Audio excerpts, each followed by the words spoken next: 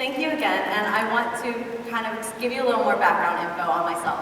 So, although I've always known I wanted to become a teacher, I wasn't always as active in education. I never envisioned myself running for Board of Ed, being an activist or an advocate. So, it makes a lot of sense that a lot of my friends always say, Stephanie, how the heck did this happen? You were never like this. And they're right. I mean, if you were going to tell me 2 years ago that people would be honored to text me or honored to be in my Facebook profile picture, I'd be like, please go home. You are very, very drunk. But somehow, this is my real life. I'm here on the stage in Brooklyn, New York, giving a TED Talk, but I'm not supposed to be here. What I mean by that is, none of my background info adds up to me being on a stage, sharing my opinions, my thoughts, and actually having an audience who's willing to actually listen to what I have to say. I mean, it was only just a year and a half ago, I was terrified to raise my hand in class. I was terrified to look stupid, or I just didn't believe my opinions mattered. It was only a year and a half ago that I looked at my self-value as a number on a scale, or by how many meals I was able to throw up that day. It was only a year and a half ago that my dean of students of my university labeled me a red flag to the community because I refused to attend mandated substance abuse counseling. But at the same time, a year and a half ago, I built my first own classroom, and that classroom is my blog, Teacher Under Construction. And this blog became something more than I could have ever anticipated. It introduced me to amazing educators around the world, such as Jose and Sabrina Stevens, who are here today. It inspired me to help me find my voice and make me realize that what I have to say actually matters. And instead of gearing all the negative energy that I was using to tear myself to pieces, I was using that energy to fight for a better world, a more just world. So that's what drives me to become a teacher and drives my talk today, because when I become an educator in about 2 years, I want to make sure that my students are not being trapped beneath the same limitations that I grew up with. It shouldn't take our children up to their second year in college to realize that their voices have the capability to move mountains. And this is why I'm becoming a teacher and why I'm fighting to protect the profession. So let me ask you all a question. Can you please raise your hand if you've had a teacher who has positively impacted your life? Awesome, I think most of the hands went up. So the same people who raised their hands, can you please raise your hand if that teacher made that influence by a test that they gave you? Because they made you a better test taker? All right, awesome to hear. So knowing that teaching was something I wanted to do for a very long time, I grew up hearing all that usual mumbo jumbo, and I'm sure other educators in here are familiar with it. Oh, teaching, that's really cute. I'm sure you'll come to your senses soon. Are you sure you don't want to become a doctor or a lawyer? I wish I was going to school for something easy like teaching. Teaching? Why? And I kindly respond, what do you mean, why do I want to become a teacher?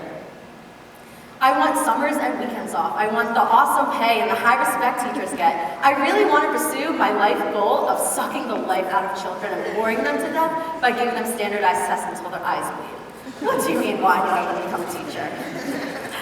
But seriously, as many fellow future teachers and current educators know, we're here because we understand the difference a teacher can have on a single individual. We understand what a difference and a simple "I believe in you" can make.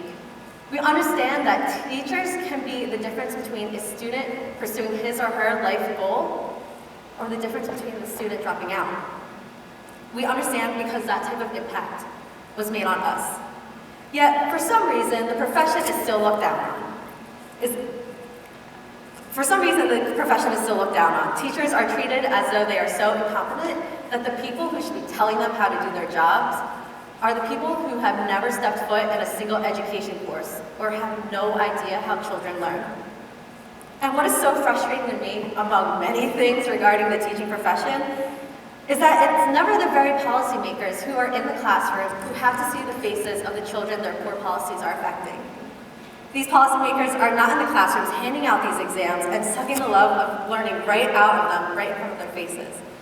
The people who are being forced to do that is us, the teachers. But why bring this up? I was told by a previous TED talker at Rutgers, to remember that this talk has to be the one message I have been dying to get out to the world. So out of all things I could have talked about this afternoon, why this? Why talk about saving the teaching profession? Because it's time for a change. For the many years I've wanted to become a teacher, and again, I think a lot of you can relate to this, you kind of learn to ignore the negative stereotypes. You figure, I'm just going to go to school, become a teacher, and do my thing, and everything will be just fine.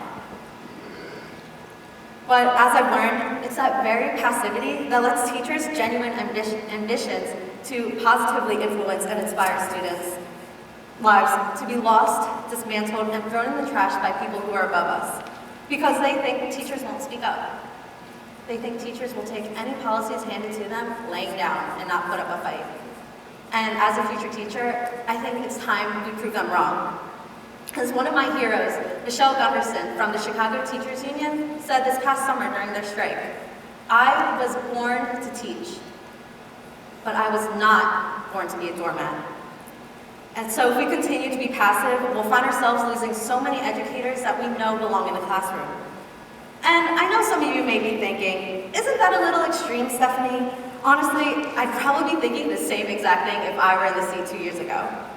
But teachers across the country are publicly proving to be frustrated. They're understanding that something wrong is happening to the teaching profession and education that our children are receiving. They are so fed up that they have left the profession altogether. For example, Abby Bruix, she's a Louisiana teacher of 25 years. She just read her resignation letter in front of her school board. She read, "I hear often that teachers don't teach anymore. We don't. You have made us information pushers, test givers, and paper passer outers. Let us teach." Another teacher, Gerald Conti, he was a New York teacher for nearly 27 years. He said, "I realize that I am not leaving my profession. In truth, it has left me. It no longer exists." Number 3, Stephen Round, a teacher from Providence, Rhode Island. He said, "Rather than creating lifelong learners, our new goal is to create good test takers. Our students are now relegated to experiencing a confining and demeaning education." Number 4, Adam Edgerton from Boston. He wrote just this past September, "I quit because the system is demeaning. It's a structure that consumes everyone in it from the top to the bottom." And another teacher, right from my home, New Jersey. She was a second grade teacher for 34 years, and she just quit this past Monday. The only reason she's leaving is the idiocy of the standards, poor assessments, and broken teacher evaluation systems. She said after 34 years, it's no longer fun for her, and her precious time was being diverted away from the children. And number 6, Chris Nielsen. He's a teacher from North Carolina. He said, "I quit because I'm tired of being a part of the problem. It's killing me, and it's not doing anyone else any good. Farewell." And I know there must be tons, maybe thousands of teachers out there who have silently sent in their resignation letters and left the profession that they were born for this very same reason. And I also know the argument, but if we don't have standardized tests, how will we know that students are learning? How will we know that teachers are doing their job? So I had this wild idea that, and I know a lot of people don't like to do it, but I asked an actual teacher what she thought we should have instead of a standardized test. And she's also from New Jersey, her name was Okekor, and I asked her, and she said, "The alternative should be something that assesses and values the individual student. Assessment should be participatory, inclusive, relevant, hands-on, and involve real-world problems with real-world solutions. This cannot be done with A, B, C, D choices." So, with all of this being said, I'm here to call to action. It's time to take a stand, not only for our current teachers who are out there right now fighting this very battle, but for the thousands of fellow future teachers with me who are about to enter this battle with me. It's easy to make assumptions about teaching and teachers. I know, I've been there. But we have to remember that teaching is a profession, and that we are actually in the classroom right now learning how to engage children, get them excited, help them find a passion that lights their hearts on fire and keeps them up at night because they can't stop thinking how they're going to change the world. There are people out there who do not want us to do this for our children. There are people out there who want our students and our youth to be nothing more than just a standard. We can't let them win.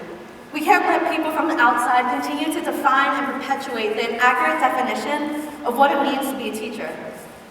We can or we can begin something people can't even begin to comprehend, an entirely new perspective on what it means to be a teacher. I want to be standing up here being terrified if I didn't believe this was a fight that we could win, a change that we can bring. We must speak up, or people will always find a reason to speak for us. Teachers, fellow future teachers, we are not puppets. Our voices are critical, and we must make sure that they are heard. And to my audience, you all raised your hands earlier, indicating some type of understanding of the influence that a teacher can have in your life. You are part of this call to action too. We must remember what affects our teachers ultimately affects our students. So stand up for this profession. Do it for that one teacher who believed in you when no one else would. Do it for that one teacher who would stay as long as you needed after class to help you with your homework, even if it was a simple math problem. Do it for that one teacher who stepped outside of the box constantly, was extra weird and extra nerdy, and came to school in costumes, but was able to give you a better appreciation of Shakespeare or chemistry. Do it for the teachers who helped make you a better person, and helped you get you where you are today. So like I mentioned, I'm not supposed to be here, but I am. And although many components play into saving my life and finding my voice, discovering a cause bigger and outside of myself continues to fuel my recovery and continues to fuel the reason why I'm becoming a teacher. As a future teacher, I want my classroom to be a place where those type of opportunities for discovery is there. Because like I've learned, you never know that it might be that one teacher who provides that one opportunity for a discovery that becomes the difference between you changing the world and taking your own life to lead it. Thank you.